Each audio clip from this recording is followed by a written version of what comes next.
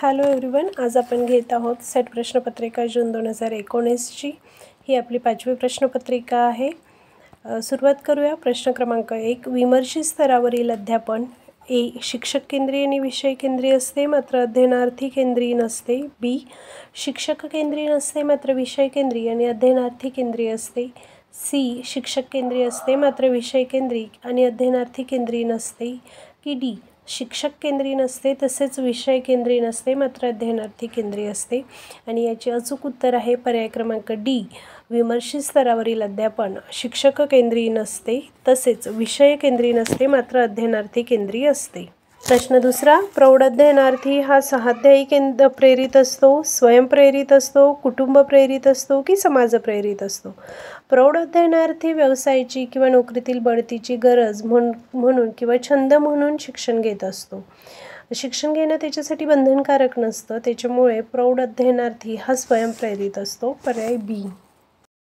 Massive open online courses MOOCs म्हणजे dash होय। A. मोठ्या प्रमाणावरील मास सहभागासाठी अधोरेखित केलेले लवचिक आणि स्वनिर्देशित मुक्त स्वरूपाचे ऑनलाईन अध्ययन। बी. मोठ्या प्रमाणावरील सहभागासाठी अधोरेखित केलेले लवचिक आणि शिक्षक निर्देशित मुक्त स्वरूपाचे ऑनलाईन अध्ययन। सी. मोठ्या प्रमाणावरील सहभागासाठी अधोरेखित केलेले लवचिक आणि स्वनिर्देशित मुक्त स्वरूपाचे ऑफलाईन अध्ययन। की डी. मोठ्या प्रमाणावरील सहभागासाठी अधोरेखित केलेले लवचिक आणि शिक्षक निर्देशित मुक्त स्वरूपाचे ऑफलाईन अध्ययन। मूक हे ऑनलाईन अध्ययन आहे आणि त्याला हजेरीचे किंवा अभ्यासक्रमाचे बंधन नाही, म्हणून पर्याय क्रमांक ए ह्या प्रश्नाचे अचूक उत्तर आहे।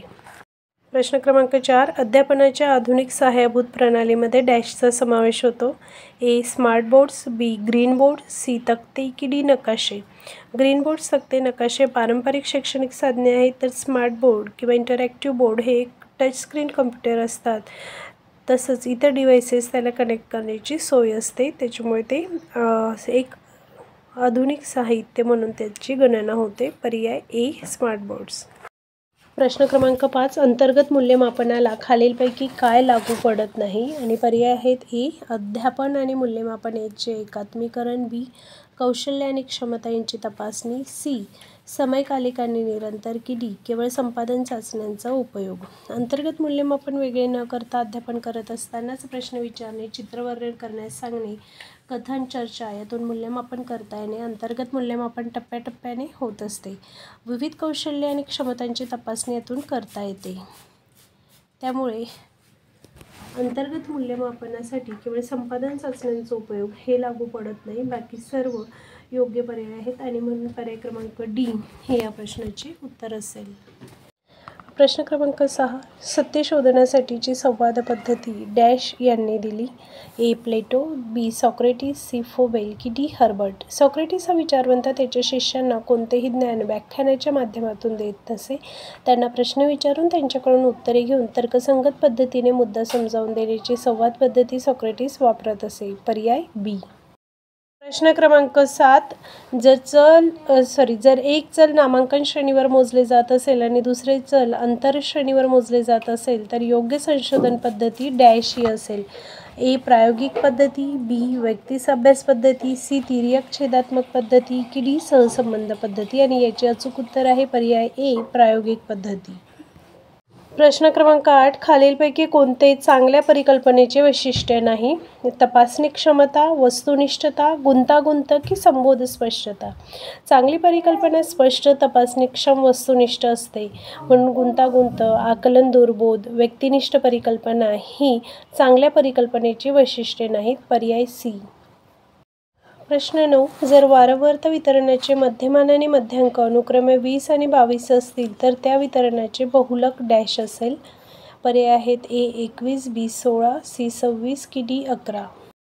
बहुलक काढण्याचे सूत्र असते 3 गुणिले मध्यांक वजा 2 गुणिले मध्यमान। उदाहरणार्थ आपल्याला मध्यांक आणि मध्यमान दिलेले आहे, म्हणून 3 गुणिले 22 वजा 2 गुणिले 20 बरोबर 66 वजा 40 म्हणजे 26, म्हणून पर्याय क्रमांक सी हे या प्रश्नाचे अचूक उत्तर असेल। प्रश्न क्रमांक 10, दुसऱ्याचे संशोधन आवश्यक ते श्रेय न देता वापरणे यास डॅश म्हणतात? कॉपीराइट, वाङ्मयचौर्य, प्रकाशन की स्वामित्व हक्क। कॉपीराइट म्हणजे सर्जनशील कार्याचे बौद्धिक मालकी हक्क होय। वाङ्मयचौर्य म्हणजे एखाद्याचे संशोधन किंवा संशोधनाचे निष्कर्ष कोणतेही श्रेय न देता वापरणे. प्रकाशन ही निर्मितीची प्रक्रिया आहे ज्याद्वारे साहित्य आणि माहिती लोकांसमोर सादर केली जाते. आणि स्वामित्व हक्क लेखकाला, कलाकाराला, निर्मात्याला आपल्या निर्मितीची पुनर्निर्मिती व सादरीकरण करू देण्याची परवानगी देण्याचा व नाकारण्याचा हक्क म्हणजे स्वामित्व हक्क होय. म्हणून पर्याय क्रमांक बी वाङ्मयचौर्य हे या प्रश्नाचे अचूक उत्तर असेल. प्रश्न क्रमांक 11 ते 15 हे उत्तरावर आधारित प्रश्न आहेत. प्रश्न क्रमांक 16 आपण बघूया.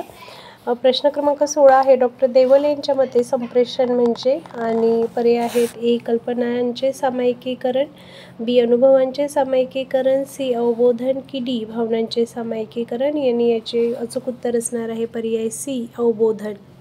प्रश्न क्रमांक 17 वर्गात पाठ शिकवण्यासाठी माध्यमाची निवड करताना शिक्षकाने पाठाची उद्दिष्टे, विद्यार्थ्यांचा वयोगट, वापरल्या जाणाऱ्या माध्यमाविषयीचे ज्ञान व डॅश लक्षात घेतले पाहिजे. ए अध्यापन पद्धती, बी शैक्षणिक साधने, सी समूह माध्यम की डी मूल्यमापन व्यवस्था. मूल्यमापन ही अध्ययन अध्यापनातील एक महत्त्वपूर्ण पायरी आहे. म्हणून पर्याय क्रमांक डी हे या प्रश्नाचे अचूक उत्तर येईल. प्रश्न क्रमांक 18 ट्रॅफिक सिग्नल्स हे संप्रेषणाचे उदाहरण होय. समूह, अशाब्दिक, शाब्दिक की एकाकडून अनेक. ट्रॅफिक सिग्नल्स हे मौखिक वा लिखित भाषेचा याच्यात वापर होत नाही म्हणून हे अशाब्दिक संप्रेषणाचे उदाहरण आहे पर्याय बी. प्रश्न क्रमांक 19 एखाद्या मॉलमध्ये गिऱ्हाईके येतात. ते आपल्या सामायिक हिताच्या बाबींची एकमेकांमध्ये देवाणघेवाण करतात व त्या समूहाच्या कृती स्थिरपणे वृद्धिंगत होत जातात. हे डॅश समूहाचे उदाहरण होय. ए मुक्त, बी बद्ध, सी सहकारी की डी श्रेणीबद्ध. मुक्त समूहामध्ये जसं अपघात झाल्यावर जमा झालेली ज्यांना समूह किंवा मॉलमधील गिऱ्हाईक यांचा समावेश होतो. बद्ध समूह हे समूहाचे उदाहरण कुटुंब देता येईल. सहकारीमध्ये एका विद्यालयात कार्यरत शिक्षक किंवा एका ऑफिसमधील कर्मचारी. श्रेणीबद्धमध्ये कार्यालयातील सर्व कर्मचारी समूह यांचा समावेश होतो. म्हणून या प्रश्नाचे अचूक उत्तर येईल पर्याय क्रमांक ए मुक्त समूह.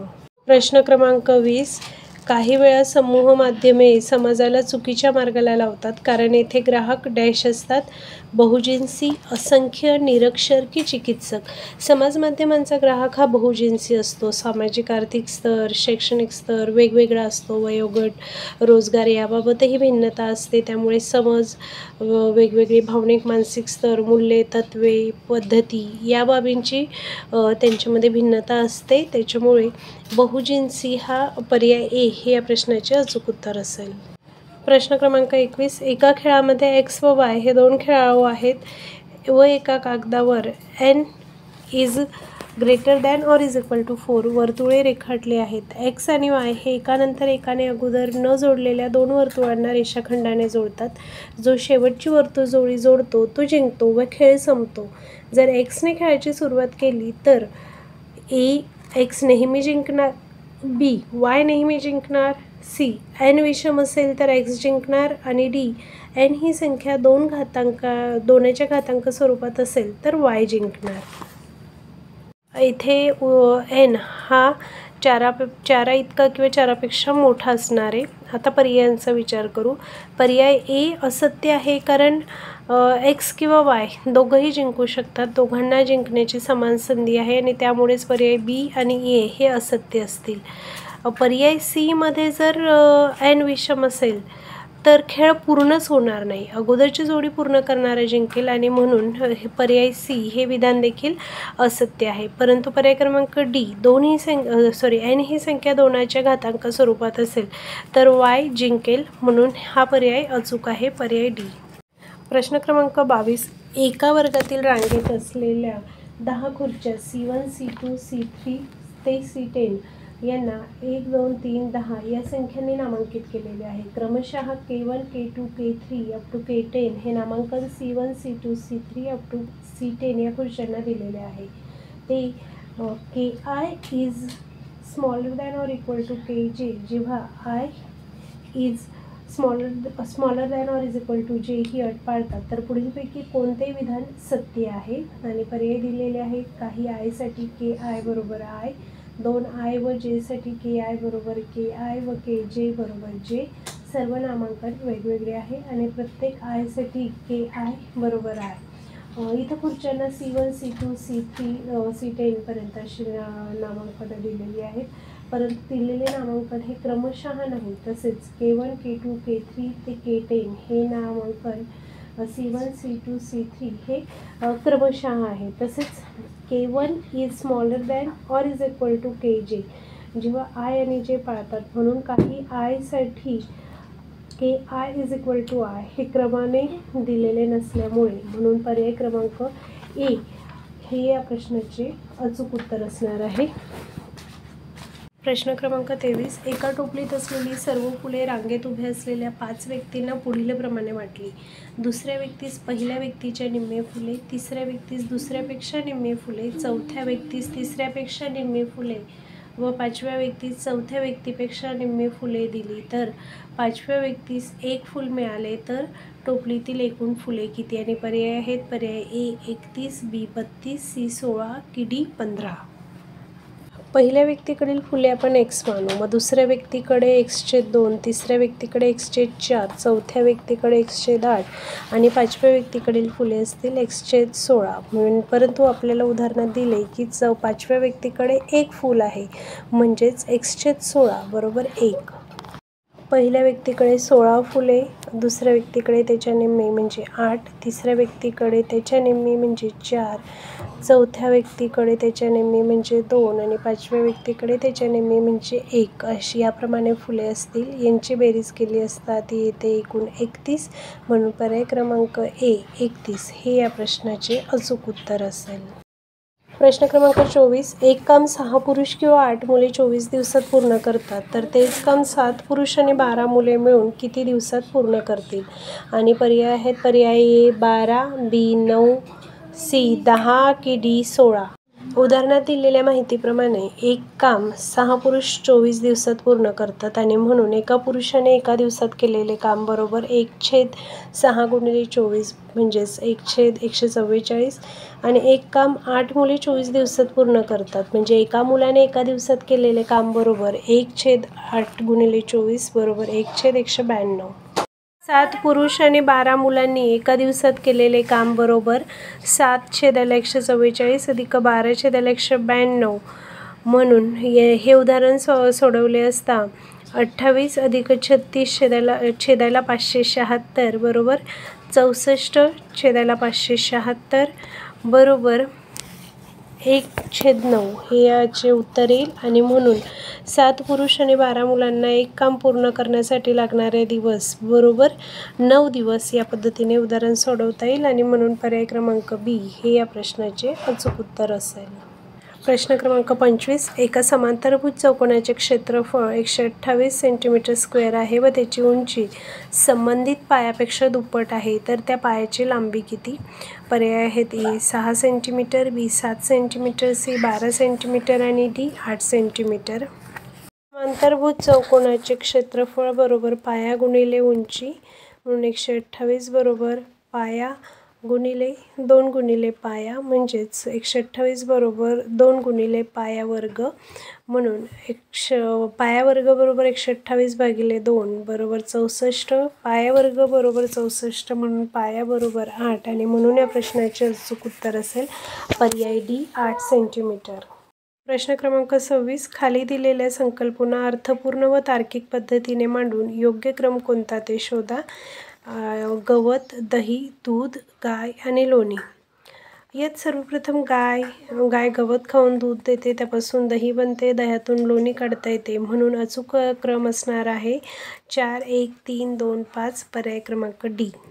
क्रमांक 27. जर HJLN चे रूपांतर ILOR असे होत असेल तर त्याच तत्वाने DFHJ यासाठी कोणता पर्याय बरोबर असेल? आणि पर्याय आहेत. पर्याय A FHJN, B EHKN, C EGIL की D FHJN.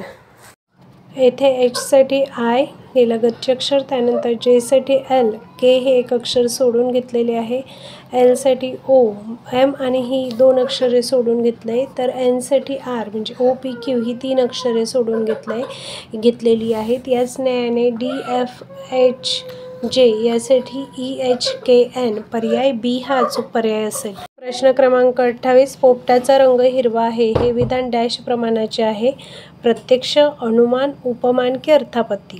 वेद तत्वज्ञानानुसार ज्ञानप्राप्तीचे 6 मार्ग असतात: प्रत्यक्ष प्रमाण, अनुमान, उपमान, अर्थापत्ती, अनुपलब्धी आणि शब्द.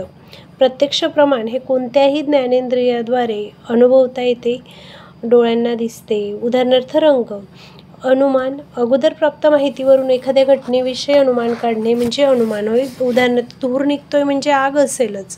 उपमान 2 बाबीतील समानता व भिन्नत्वावरून तुलना करून निष्कर्ष काढणे म्हणजे उपमान. अर्थापत्ती ही परिस्थिती सापेक्ष असते, उदाहरणार्थ जाड माणूस दिवसभरात जास्त खात नाही म्हणून तो रात्री खात असेल. आणि अनुपलब्धी किंवा अभाव एखाद्या गोष्टीचा अभाव असणे, उदाहरणार्थ फुलाला सुगंध नाही. शब्द अधिकारी व्यक्तीने दिलेली आज्ञा, सूचना शहानिशा न करता स्वीकारणं, उदाहरणार्थ राजाचा शब्द.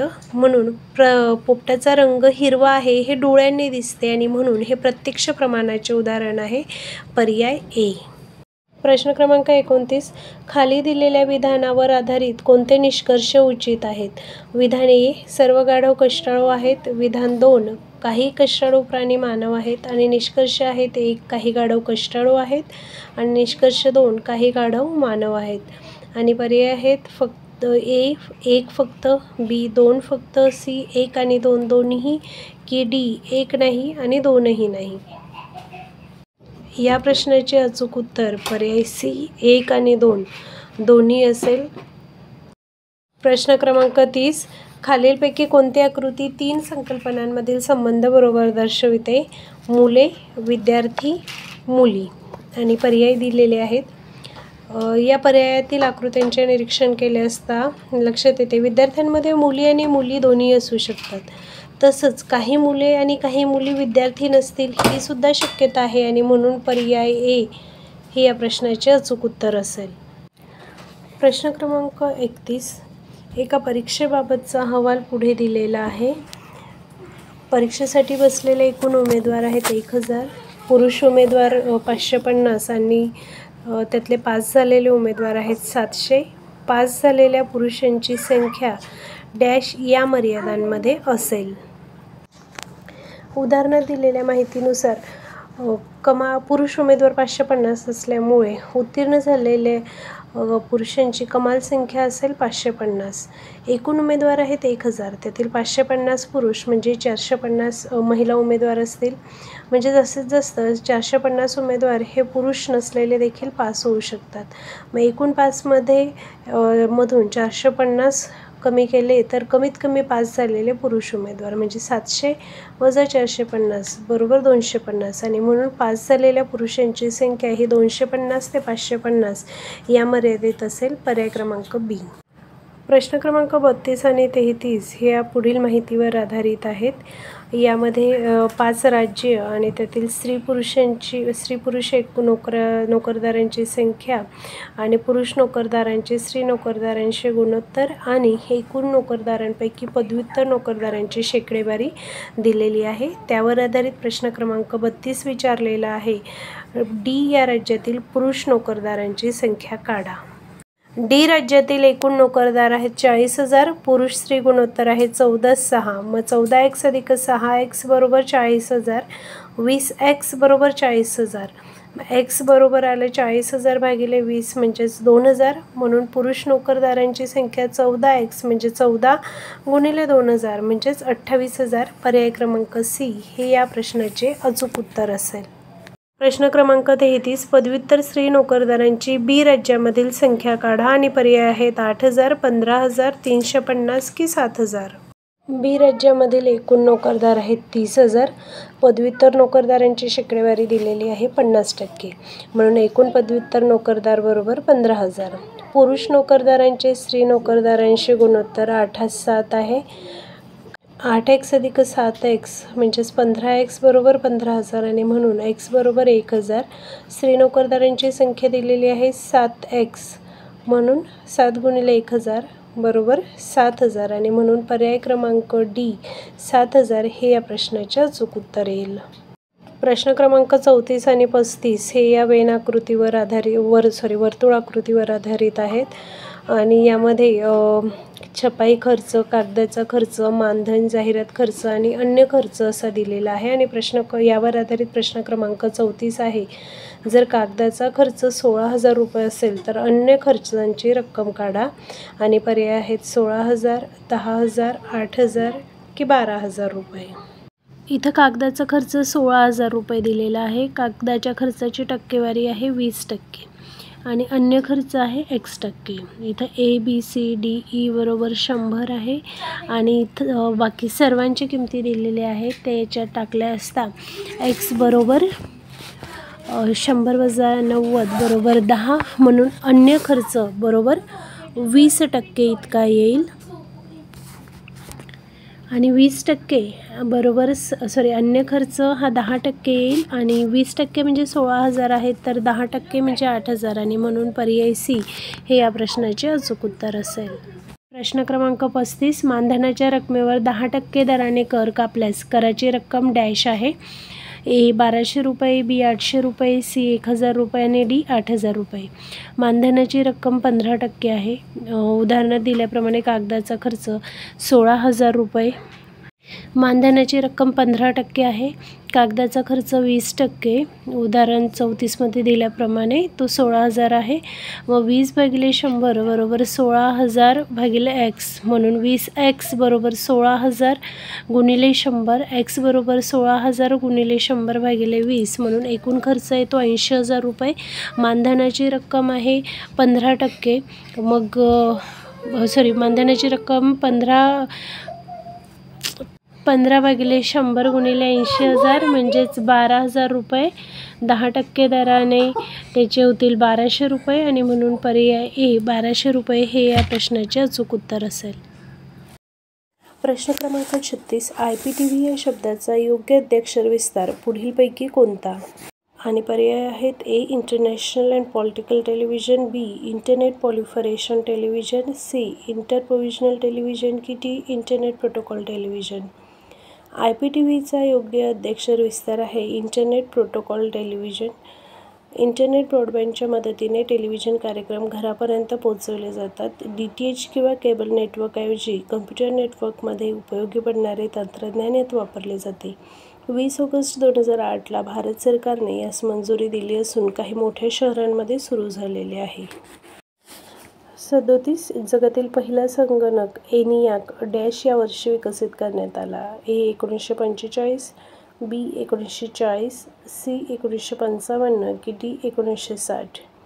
ENIACचं फुल फॉर्म आहे electronic numerical integrator and computer. 1945-46 साली अमेरिकेतील पेनिसिल्व्हेनिया विद्यापीठात प्राध्यापक इरकर्ट आणि जॉन यांनी हा संगणक तयार केला.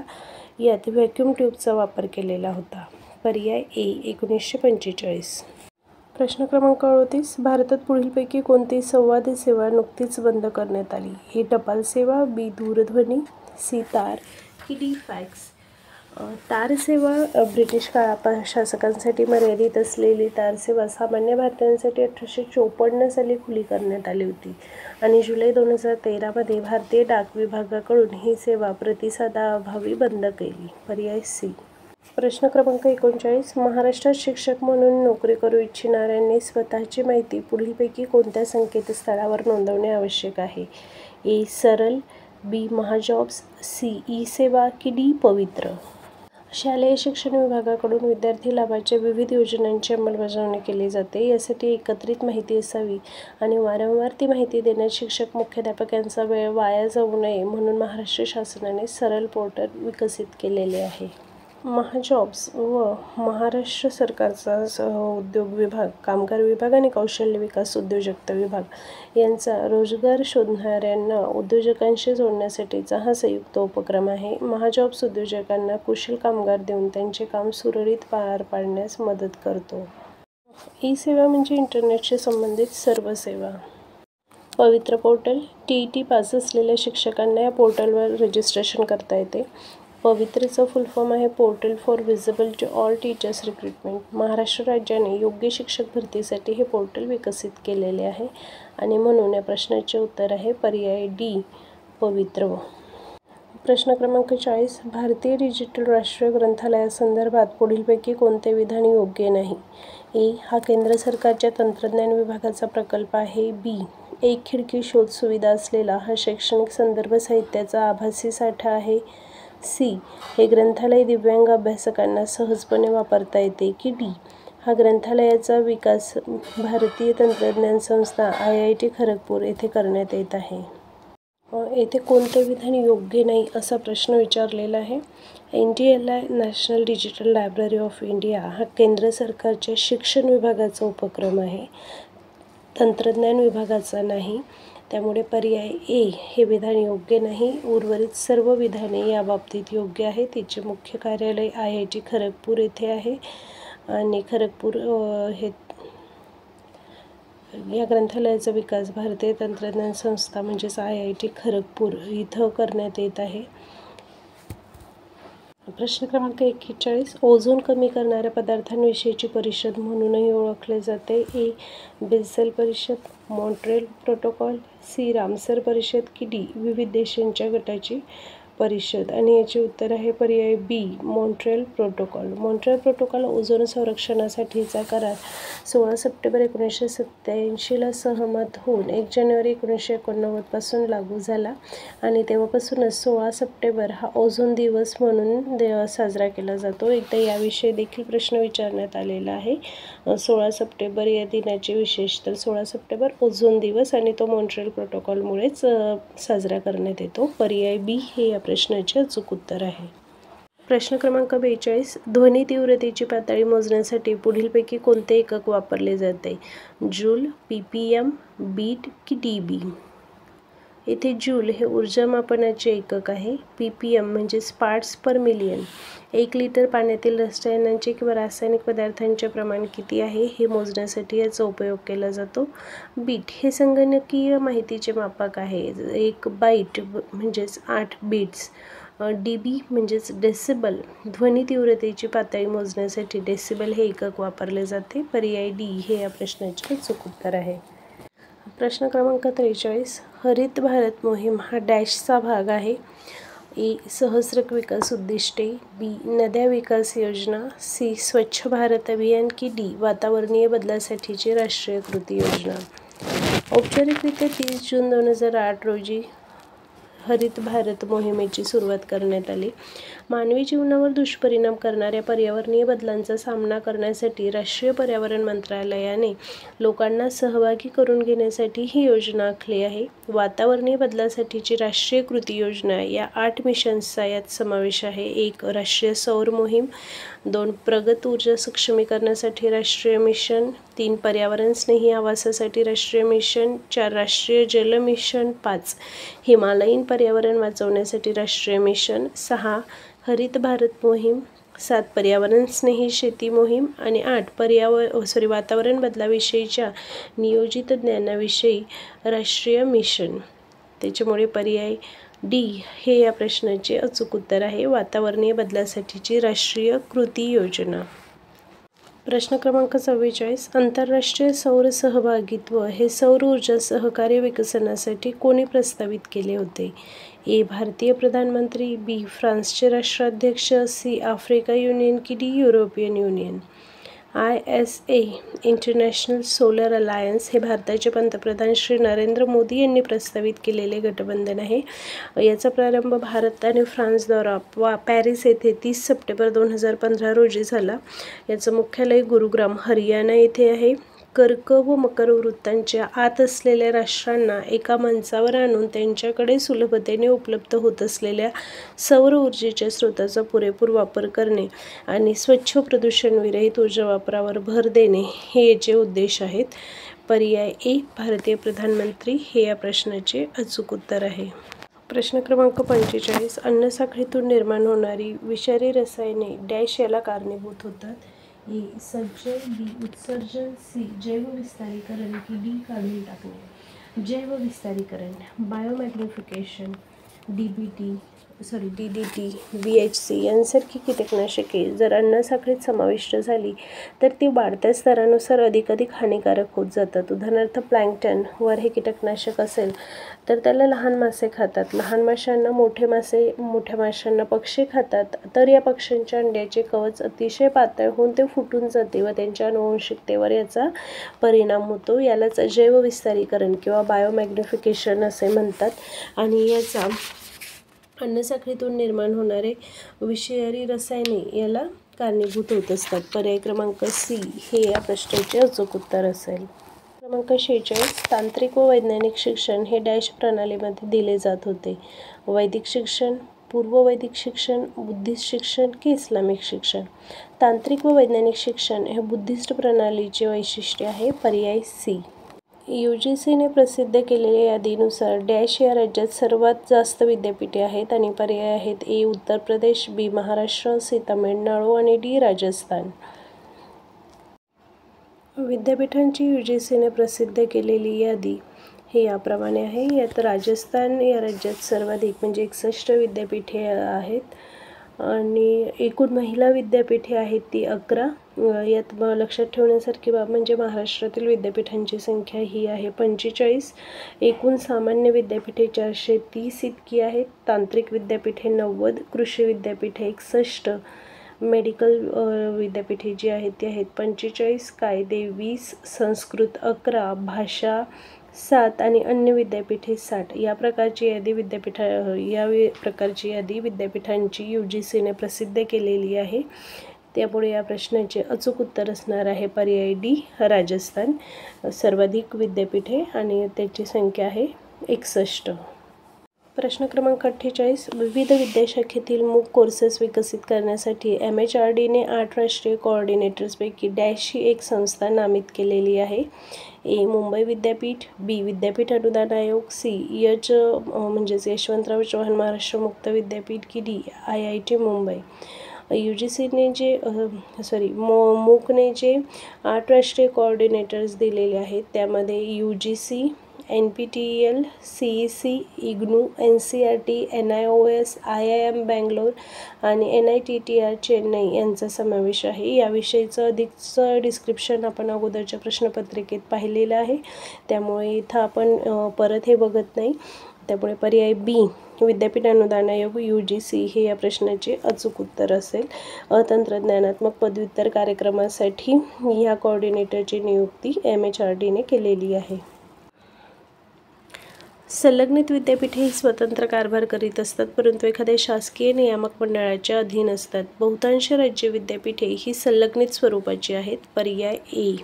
शेवटचा प्रश्न प्राचार्यांसाठी प्रशासकीय कोर्स कोणते आस्थापना आयोजित करते? A. मानव संसाधन मंत्रालय, B. विद्यापीठ अनुदान आयोग, C. राष्ट्रीय शैक्षणिक नियोजन व प्रशासकीय विद्यापीठ की D. राष्ट्रीय शिक्षक शिक्षण परिषद. राष्ट्रीय शैक्षणिक नियोजन व प्रशासकीय विद्यापीठ म्हणजेच national university of educational planning and administration NUPA हे भारतातील केंद्रीय मानव संसाधन मंत्रालयाद्वारे चालवली जाणारी एक संस्था आहे. ऑगस्ट 2006 विद्यापीठाचा दर्जा याला देण्यात आलेला असून इतर केंद्रीय विद्यापीठांप्रमाणेच NUPA पूर्णपणे भारत सरकारद्वारे वित्तपोषित आहे. पर्याय C हे या प्रश्नाचे अचूक उत्तर असेल. नेट सेट पेट अनिवार्य पेपर 1चं क्वेश्चन पेपरचे सोल्युशन असलेलं हे पुस्तक माझं स्वलिखित पुस्तक आहे. याच्यात मागील 12 वर्षांच्या प्रश्नपत्रिकांचं सविस्तर विश्लेषण करण्यात आलेलं आहे. आपल्याला हे हवं असेल तर निश्चित ते आपण घेऊ शकतात. एक QR कोड त्याचा दिलेला आहे, तो स्कॅन करून तुम्हाला ते मागवता येऊ शकते किंवा इथं मी प्रशांत पब्लिकेशन्सचे संपर्क क्रमांक इथं दिलेले आहेत, त्यांना तुम्ही कॉन्टॅक्ट करू शकता. त्यांचा मेल ID देखील दिलेला आहे. पुस्तक घरपोच उपलब्ध करून देण्याची व्यवस्था ते निश्चितपणे करतील. प्रश्नपत्रिकेत नेमके कोणत्या प्रकारचे प्रश्न विचारले जातात आणि ते कशा पद्धतीने आपण सोडवू शकतो हे माहीत असणं परीक्षेचा अभ्यास करण्यापूर्वी गरजेचे आहे असे मला वाटते आणि म्हणून हे पुस्तक निश्चितच आपल्यासाठी उपयुक्त ठरेल अशी आशा करते. आतापर्यंत आपण 5 प्रश्नपत्रिकांचे विश्लेषण पाहिलेले आहे. मला वाटतं आपण सगळ्यांनीच हे पाहिलं असेल आणि इतर प्रश्नपत्रिकांचे देखील विश्लेषण आपल्याला हवे असल्यास कमेंटमध्ये तसे मला कळवा, म्हणजे यापुढील देखील प्रश्नपत्रिका आपण या पद्धतीने सोडवून घेऊ. आजची प्रश्नपत्रिका आणि उत्तरपत्रिका आपल्याला PDF स्वरूपात हवी असल्यास कमेंटमध्ये तसे सांगा. निश्चितपणे ती तुम्हाला उपलब्ध करून दिली जाईल. तेव्हा भेटूया पुढच्या व्हिडिओमध्ये. व्हिडिओ आवडला असेल तर चॅनलला लाईक आणि सबस्क्राईब करायला कृपया विसरू नका.